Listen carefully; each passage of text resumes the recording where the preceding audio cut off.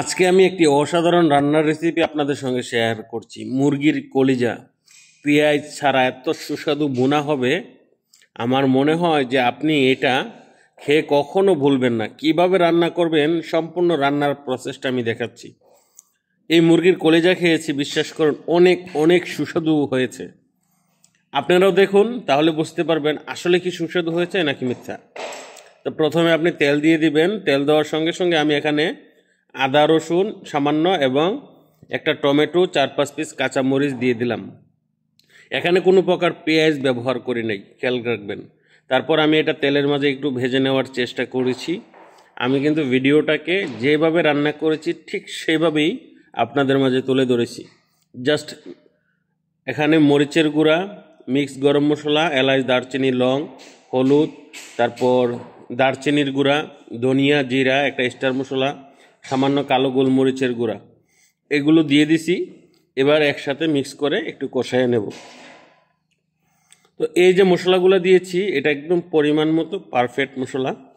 এখানে আপনার 2 প্যাকেট প্রায় হাফ কেজির মতন কলিজা রান্না হবে এটা দিয়ে। তো এই মুরগির কলিজাটি আমরা কালকে রান্না করে খেয়েছি, অনেক অনেক সুস্বাদু হয়েছে, যেটা ভাষায় প্রকাশ করার মতো না। তো যাই হোক, এখানে হালকা পানি দিতে হবে যাতে মশলাটা জ্বলে না যায়। তো দেখেন মশলার কালারটা কিন্তু খুবই সুন্দর হয়েছে।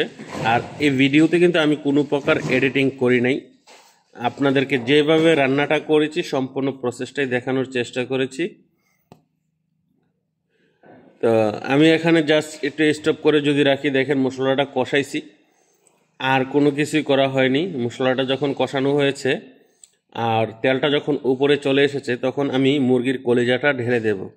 আর অবশ্যই মুরগির কলিজাটা 4-5টা ধোয়া দেওয়া হয়েছে, দিয়ে তারপর একটা ছাঁকনির মাঝে রেখে দেওয়া হয়েছিল।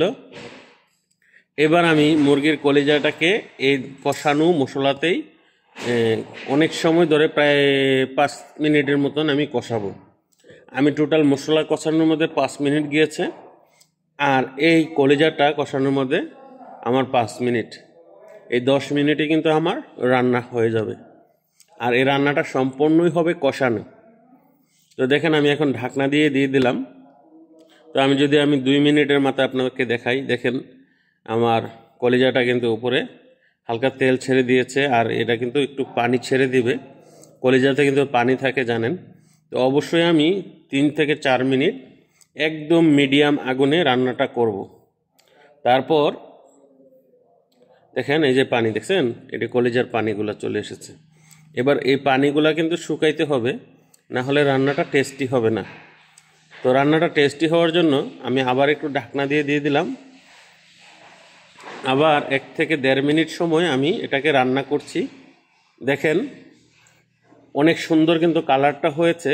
তো আমি কিন্তু পানিটাকে আরও শুকানোর জন্য শেষে কি করি আপনারা দেখেন।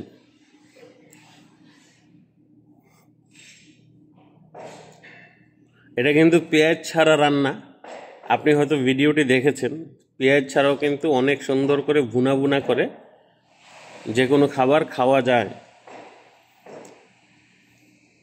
তো এবার আমি চুলার জালটাকে একদম বাড়িয়ে দেব। হয়তো আপনি লক্ষ্য করছেন যে আমার কলিজাটা যে বুটবুট বুটবুট করে সাউন্ড হচ্ছে, এতে বুঝতে পারছেন আমি চুলার আঁচটা বাড়িয়ে দিয়েছি। এবার আমি 1 মিনিট বাড়াইয়া কিন্তু এই কলিজাটাকে একদম শুকিয়ে ফেলবো। মানে 1 মিনিট ফুল আমি জাল দেব এখন ফুল স্পিরিটে।